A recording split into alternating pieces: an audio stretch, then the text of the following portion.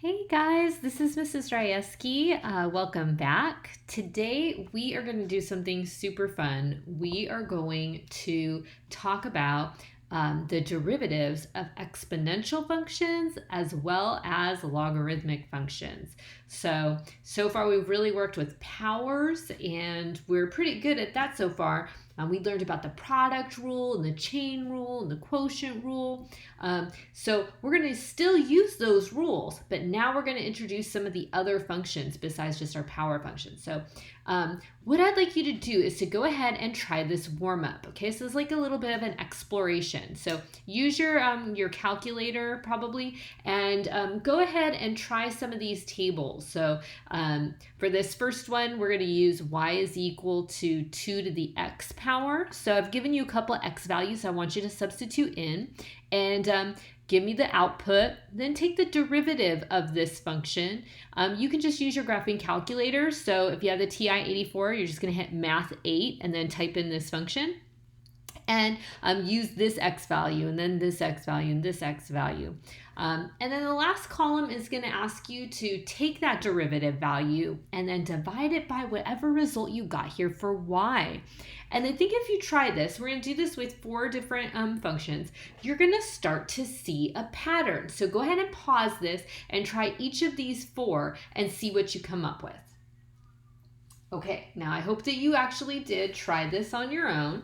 If you didn't, you cheater McCheaters, then go ahead and try it. But I'm going to skip ahead. So let's say that you did do this. When you calculated, when you substituted in 0 for x, obviously 2 to the 0 power is 1. Taking the derivative, popping that bad boy into your calculator and calculating the derivative at x is equal to 0, you should have gotten this.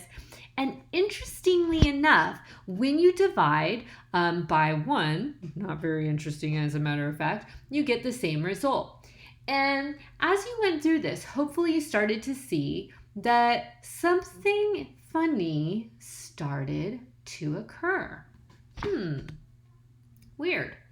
So I wonder if this is going to be the same for each of these other ones. Now, if you haven't tried these other ones yet, go ahead and try.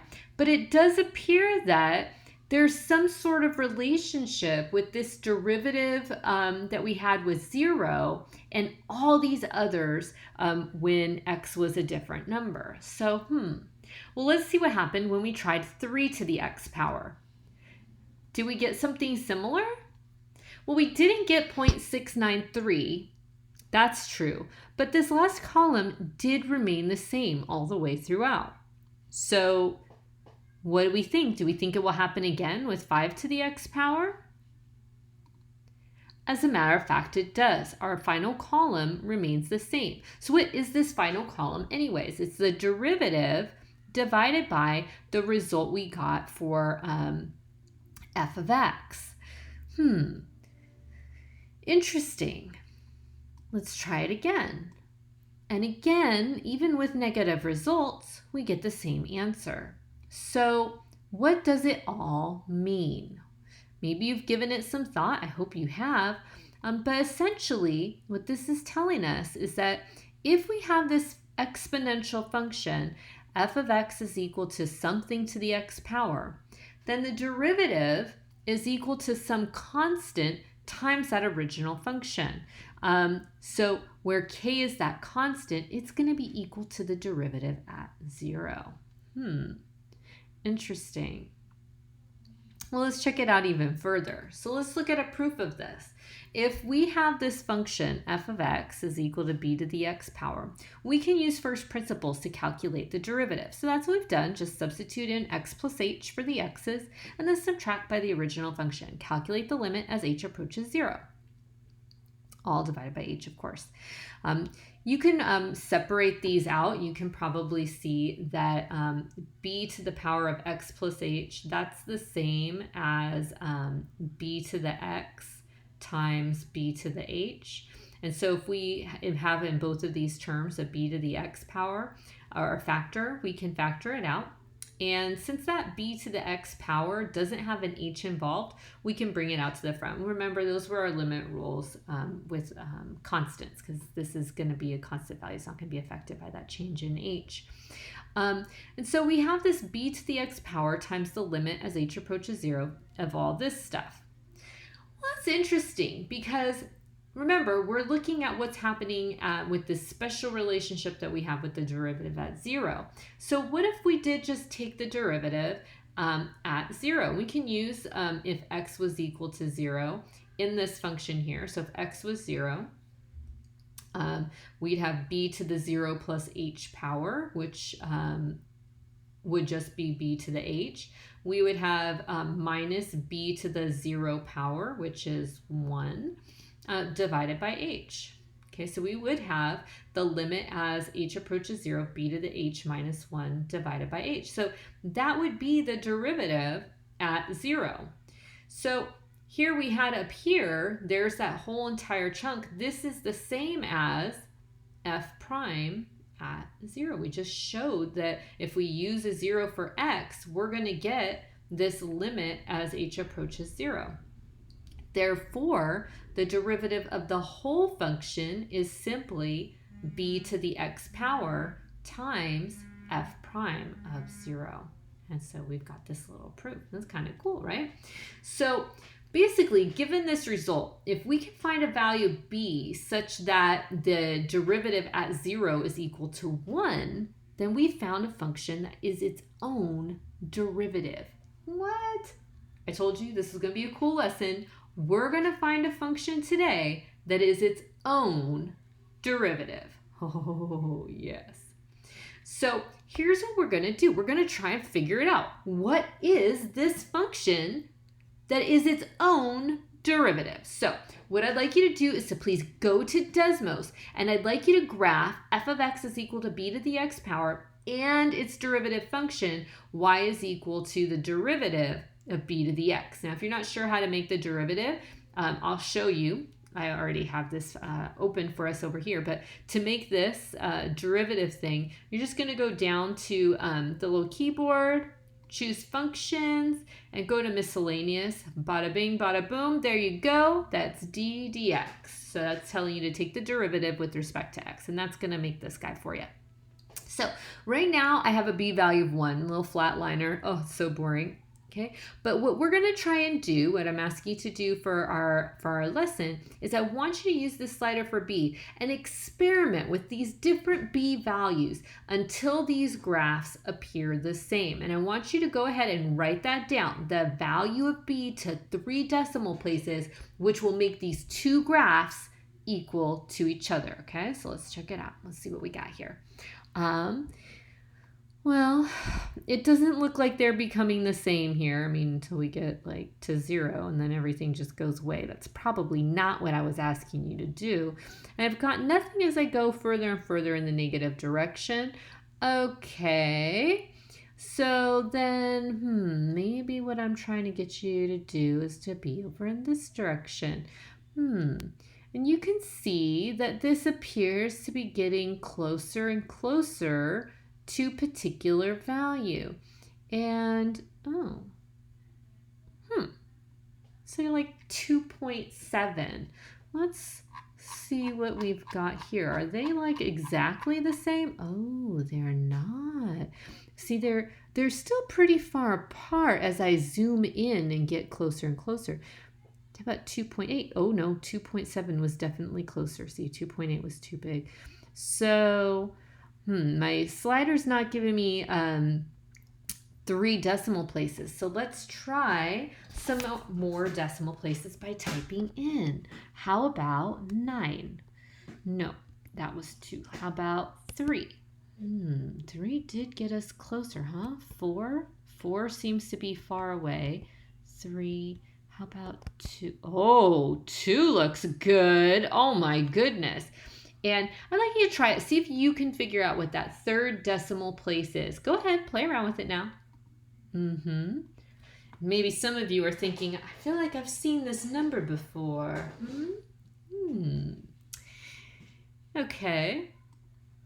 You probably should have discovered that as we're actually getting closer and closer to this decimal 2.718. So I had a 2 here. Maybe you tried the 1. I don't even think I tried the 1.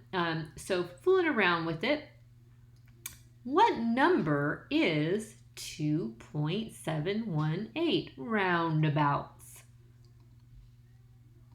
Did you say the natural base? Come on. It's the natural base. So when your x value, when this value, this base, is the natural base, the derivative and the original function match, which means that if you've got the function e to the x and you take its derivative, the derivative is also going to be e to the x. And just so that you know, e to the x is sometimes written in this crazy format. So if you do see exp and then the parentheses and something, it's really telling you that's in the exponent position of the natural base. So just a heads up. I'm trying to think if I've seen that in our textbook. I don't think I have. But if you ever do come across it, now you know. Let's move on.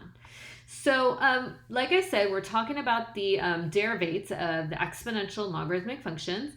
Don't forget that the derivative of e to the x is e to the x. And you could also have a chain rule situation here. So if you have a function that's in the exponent position, don't forget you also have to multiply by the derivative of that function. So chain rule is never going to go away. It's going to keep on happening. So I apologize for what you're about to see. Oh dear.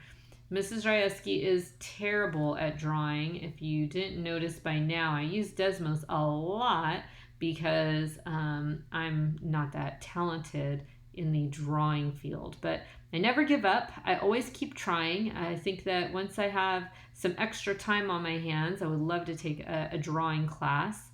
Well, let's see. What I should do is really just draw my exponential function and then put my 1 in. So in any case, here we've got y prime is equal to e to the x as well. So these are supposed to look the same. Don't judge me. Here we go. So let's use that rule to calculate the derivative. Let's say we have e to the 2x power. Now, here we do have our natural base e, awesome. And then we do have a function in the exponent position. So that's like the little f of x, right? So when we calculate the derivative of e to the 2x power, we're going to say that we've got y prime is equal to, so it's its own self, so the derivative of e to the 2x is e to the 2x power. And then we have to multiply by the derivative of that exponent. See, that du dx is telling you to take the derivative of u is the exponent, with respect to x. So what is the derivative of 2x?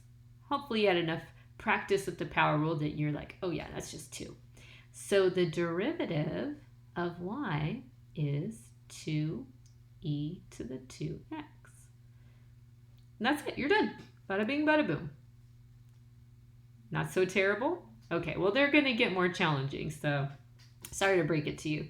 Here we go. Here's problem number 1. Has 3 different problems in it. So let's start with A. A gives us a nice little math sentence that says y is equal to 14 times e to the x power plus e to the negative 7x. Cool. So since this is a sum, I can use the sum and difference rules, and I'm just going to take the derivative of each little term one at a time. So 14e to the x, that's going to be 14e to the x, so it says its own name, and then we multiply by the derivative of the exponent, which is a 1. Now, you don't always have to multiply it by 1. We know that nothing's going to change when we do that, but I'm making it visible for us while we're doing our first lessons here. Plus, now I'm going to take the derivative e to the negative 7x power. With an exponential function, the derivative e to the negative 7x is e to the negative 7x. But then we have to multiply it by the derivative of the exponent. So the derivative of our exponent is negative 7. Power rule. So let's tidy this up a bit. this is going to give me, well, 14 times 1 is 14. Then I have e to the x. Negative 7 times e to the negative 7x is just going to be negative 7 e to the negative 7x power. And that's it. We're done. Not too terrible, I hope. Let's try question B. Question B gives us f of x. And this has x cubed times e to the negative x. Well, this is a product. So I've got my first factor and my second factor. So when I calculate the derivative, I'm going to have to use the product rule since this is a product. So the product rule says 1d2. So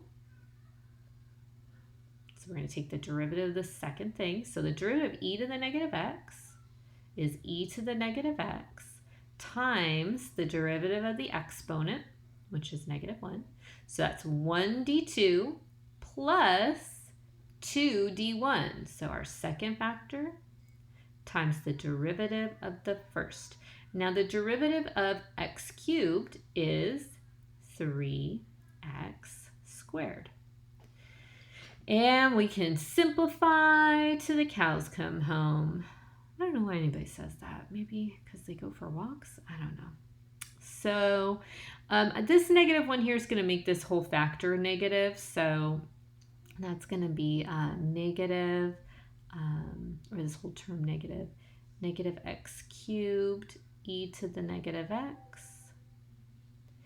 And 3x squared e to the negative x. Well, I mean, I'm happy with this solution. Sometimes your teacher's going to want you to have your answer in factored form, sometimes not.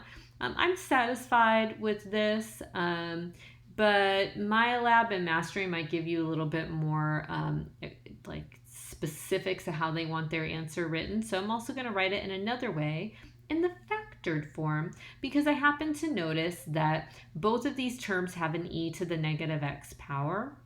So if I factor that out, I'll get negative x cubed plus 3x squared inside my factoring parentheses. There we go. And this is a happy answer as well. I would take either one of these in my classroom, honestly. Okay, let's move on to question C. We're going to take the derivative of this guy. Now, you can probably see that this is a fraction, but that's okay because we know the quotient rule. So we're going to use the quotient rule here.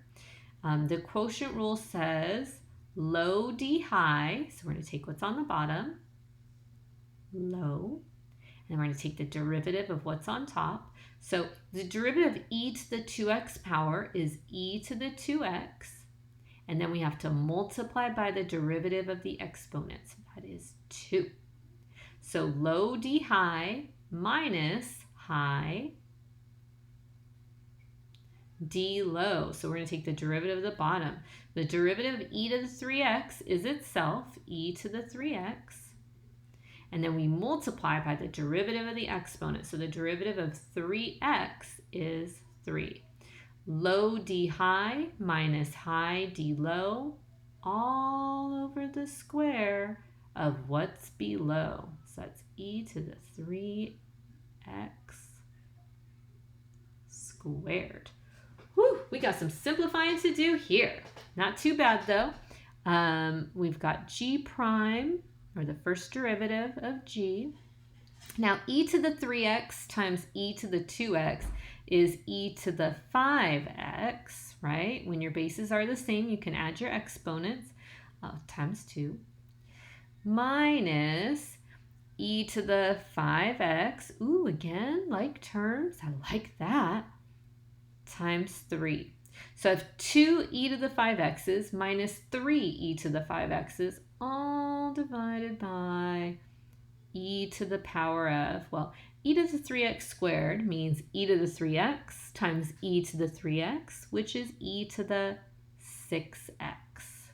Wowzers. And I'm going to use this line as my fraction bar since it's there. 2e to the 5x minus 3e to the 5x is negative 1e to the 5x. And that is all divided by e to the 6x. when your bases are the same and you're dividing, you can actually subtract those exponents. So I'm going to get negative 1 divided by e to the, 5x minus 6x is 1x, or I'm sorry, is negative 1x. So that's just going to give me an x down below. If I wanted to make it the negative x, I could put that on top, but that would just say that it wants to be in the denominator anyways. So this is my final answer. Gosh, I like that. That was a fun problem. It was a perfect use of the quotient rule. Okay, so these are some of the rules that we've learned before. Let's get a little bit more complicated. Which rule did we not talk about so much? Are you thinking about it? It's the chain rule, of course. So let's try some chain rule problems. Here we have example number 2. We're going to calculate the derivative of y equals 8 plus e to the x power, the whole quantity raised to the power of 4. So if I take the derivative, so dy dx, I'm going to apply the power rule first. You see how there's an outside function and an inside function? On the outside, we have something to the 4th power. And on the inside, we've got 8 plus e to the x. So the chain rule says I'm going to multiply 4, my exponent, out to the front, keep everything the same inside, and subtract 1 from my exponent.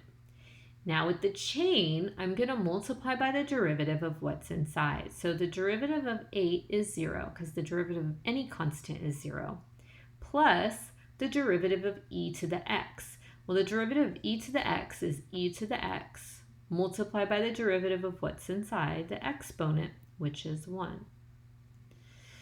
Well, we can tidy that up a bit.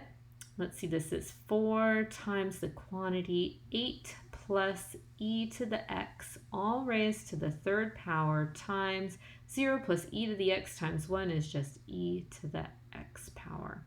And if you really, really want to make it tidy, then we've got 4 e to the x times the quantity, 8 plus e to the x, all raised to the 3rd power. And that's your derivative. That's a nice one. I would say I wouldn't be surprised if you saw something like that on an exam. Hint, hint. All right, so let's try this B one. We've got our function f of x, and you might be like, okay, it's a fraction. Let's use the quotient rule, and sometimes that's great, but this is also a square root, so we're starting to get more complicated here. I would actually say maybe rewrite this so we take this out of the denominator and also just write it with rational exponents instead of using the square root. So maybe like 9e to the negative x minus 3, all raised to the negative 1/2 power. See, that's still going to give you your exponent, your square root, and it's going to move it down to the denominator. So we really haven't changed the value of this function at all. So I think this is actually much easier to take the derivative of than in the original form that they gave it to you. And I am all about that. If you can change the form that the problem's in, and that's going to make it easier for you to take the derivative of, definitely do that. So here we go. I'm going to take the derivative now, and this basically just turned it into a chain rule problem. So I'm going to chain rule this bad boy. I've got to multiply the front by negative 1/2. Then I'm going to keep what's on the inside the same. I'm going to subtract 1 from the exponent. So when I subtract 1, I'm going to subtract a clever one, 2 over 2, right? Then I'm going to get negative 3/2 for my exponent. But don't stop there, because this is a chain rule problem. So you also need to multiply by the derivative of what's inside. So the derivative of 9e to the x is 9e to the, that's a negative x. And then we have to multiply it by the derivative of the exponent. That's a negative 1. Don't forget that you've got this second term here, although it is a constant. So the derivative of the constant is 0. And now we're done there. We just have to simplify this, and hopefully it turns out prettier than this, because it looks pretty awful right now, as a matter of fact. So let's see, in my numerator, I've got a -1 times a -1. That's going to be a +1. I've got a 2 in my denominator. Up on top, I've got 9e to the -x. And then, down below, I'm going to move this down below. So that's going to be 9e to the -x minus 3 to the power of 3/2. But I can see actually that I can simplify this a bit more, because e to the -x does have a negative exponent, and that tells me it wants to be down in the denominator. So maybe we rewrite this so it says 9 divided by 2e to the x times, well, this is raised to the 3/2 power. If your directions say they want you to have rational exponents, use rational exponents. If the directions say they want you to use square roots, use square roots. I'm going to use square roots just so you guys can see what it looks like. Since my denominator is a 2 on that exponent, I've got a square root. So it's like a little invisible 2 in this index. Then we've got 9e to the -x power minus 3. And since my numerator of this power is a 3, we can cube it here. And that could actually be simplified more, but I think for our intents and purposes, this is a pretty nice final answer. Any other simplifying, I think, is just showing off. But you can if you want to. Let's move on. Okay, so that was all of our derivatives of exponential and logarithmic, the exponential functions that have a natural base of e. Let's move on to some exponential functions that don't have a base of e. What about if they just have, like, I don't know, a base of 2 or maybe a base of 5? How do we do those? So here's our next rule. If you have a function that has a base raised to some power of x, where that base is a positive number, so it's not equal to 0, and it is greater than 0, then your derivative is going to be that base to the power of x times the natural log of that base.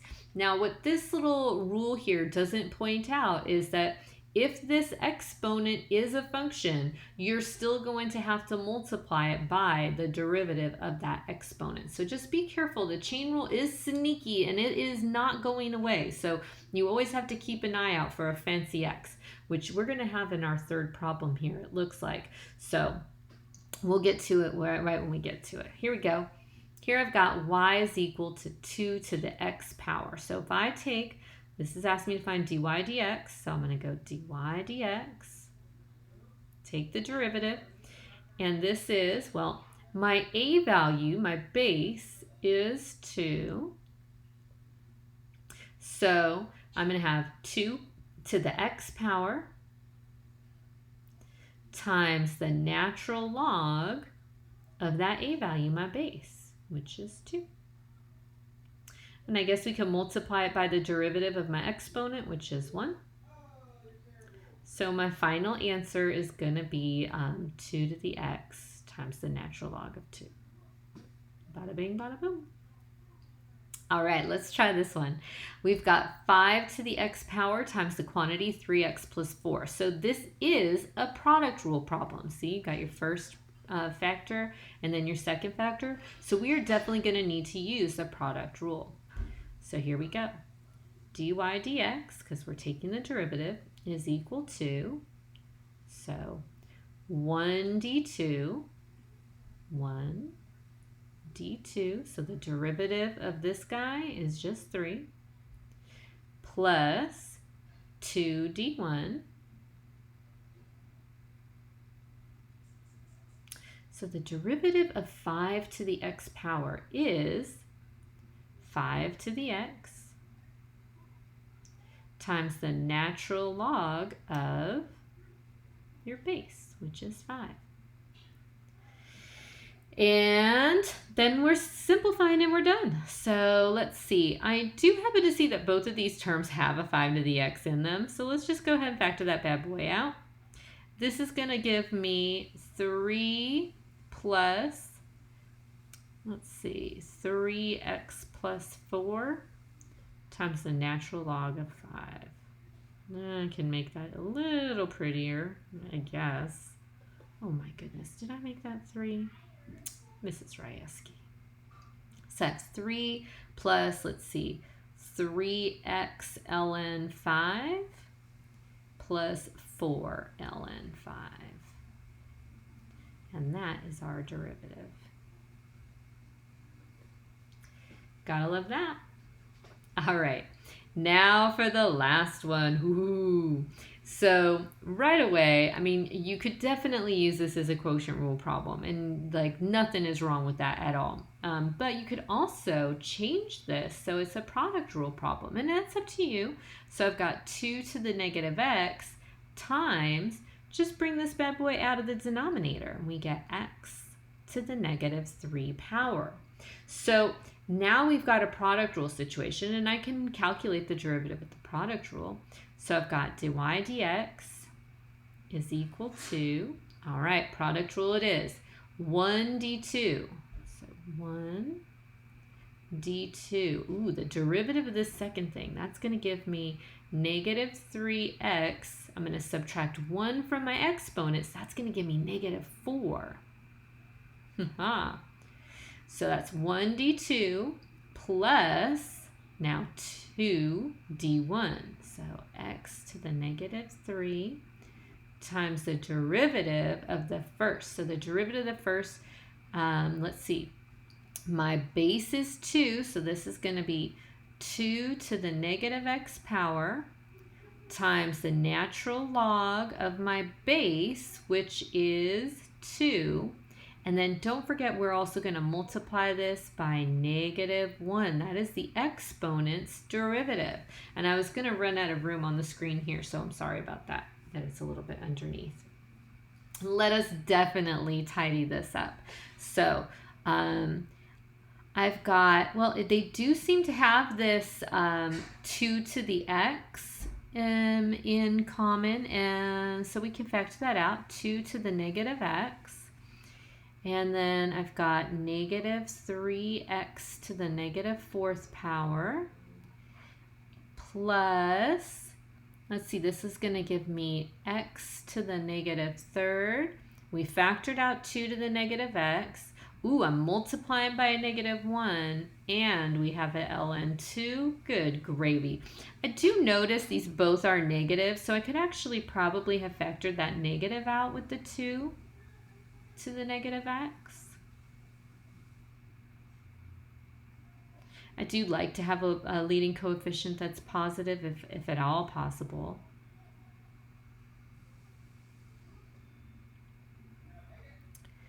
And I don't know, I feel like this looks like pretty nice. I don't know about you, but this is probably where I'm going to end it here. So very nice, very nice. If you have, if they ask you in the problem to have an exact answer, this is perfect. If not, you know, you might be tempted to change this natural log of 2 to a decimal, but I wouldn't recommend it. It's much easier to work with it as a ln 2 instead of trying to remember all your decimal places, and that gets ugly looking pretty fast. Okay, so when we have a natural log, we can actually also calculate the derivative of that as well. But it is important to note that you're going to be using the absolute value, because in a natural log, your argument has to be a number that is greater than 0. You're not allowed to take the log of a negative number. It's not part of the domain. And you're also not allowed to take the log of 0. So again, that's not part of the domain. And so make the adjustment in your notes if you don't have it already, that your derivative is going to be 1 divided by the absolute value of x. This is going to help you keep your domains all nice and tidy. So here we go. Let's just go for it. We're going to find the derivative of the natural log of 3x. So Here my argument is 3x, so whatever's in your argument, that's going to go down into your denominator. So I'm going to have 1 divided by the absolute value of 3x, because we want to keep that positive. And then don't forget to multiply by the derivative of what's inside. That chain rule, I tell you what. So the derivative of what's inside is just 3. And this can be simplified. So we get y prime is equal to 1 divided by, well, the 3's will reduce. Any number divided by itself is 1. And we get the absolute value of x. Some texts may not, I don't know if on My Lab and Master if they're going to force you to have the absolute value in there, but I think that's the most accurate, so it doesn't hurt to just put it in. All right, and then you're done. So, let's go on. Here we go for problem B. I've got to find the derivative of the natural log of the quantity 2x minus 1. So that's cool. We're going to have 1 divided by the absolute value of 2x minus 1. And then we're going to multiply by the derivative of what's inside. So the derivative of 2x minus 1 is just 2. Yeah, so for my final answer, 1 times 2 is 2. And we have the absolute value of the quantity 2x minus 1. And we're done. Moving along here. See, these ones are not so bad at all. Next, we've got g of x is equal to x cubed times the natural log of x to the power of 3. So that x to the power of 3 is in the whole thing is the argument. It's not the natural log of x raised to the third power. It's the natural log of x cubed. So the cube goes with the x, not with the log. I don't know if that makes sense. I hope that it does. But this, regardless, is definitely going to be a product rule. As you can see, we have two things being multiplied together. So let us apply the product rule. So G prime says 1d2. So the derivative, the natural log of x cubed is going to be 1 divided by the absolute value of x cubed times the derivative of x cubed, so that's 3x squared, 1d2, plus 2 d1. So the derivative of x cubed is 2. Oh, goodness, no, it's not. It's 3x squared. I was thinking about subtracting my exponent and it slipped out. Okay, now the really cool thing here is that my x cubes will reduce. Fantastic. And this is going to give me g prime of x is equal to 3x squared. And then looks like plus 3x squared ln x cubed. And if you wanted to put this in vectored form, I suppose you could. You never know what the directions will ask you to do. And looks like they both have a 3x squared in common, so let's factor that bad boy out. If I factor a 3x squared out of this term, I'm just going to be left with 1, since 3x squared times 1 is 3x squared. And if I factor 3x squared out of this term, I'll be left with ln x cubed. Final answer. Wow, that was beautiful. Okay, so let's try some more. There we go. So what if y is equal to ln the quantity x times e to the negative x power? Whoa. Now, remember when I told you if you can simplify it and it's going to make taking the derivative easier, then I suggest that you do it. This is the perfect occasion to simplify it if you can. So what I'm going to do is use the law of logs.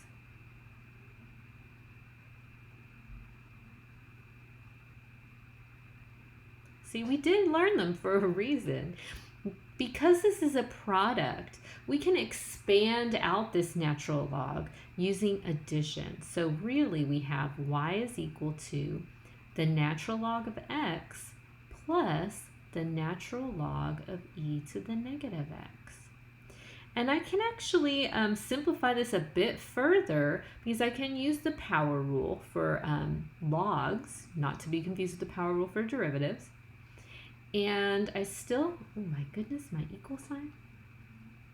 I still have the natural log of x, but with the power rule, I can bring that negative x to the front and multiply it by the natural log of e. And as you recall, the natural log of e is 1. So this is a 1. And 1 times negative x is negative x. So we have just simplified what kind of looked like a crazy log to this. And this is much easier for us to take the derivative of. So that's what I recommend that you do if you can. So here we go. Let's take the derivative. So the derivative of the natural log of x is 1 divided by the absolute value of x. And then subtracting, what's the derivative of x? Well, it's 1. There we go. It looked so crazy, but just by applying some of our log laws, we were able to make it a much easier to work with derivative. Let's continue. So here we've got f of x equals this whole crazy thing. Okay, so we're going to need to take the derivative using the quotient rule. No, this isn't a quotient. This is the argument of our log, and you're going to get crazy fractions if you don't do something first. So again, I recommend using the law of logs. This is a quotient, so use the quotient log law.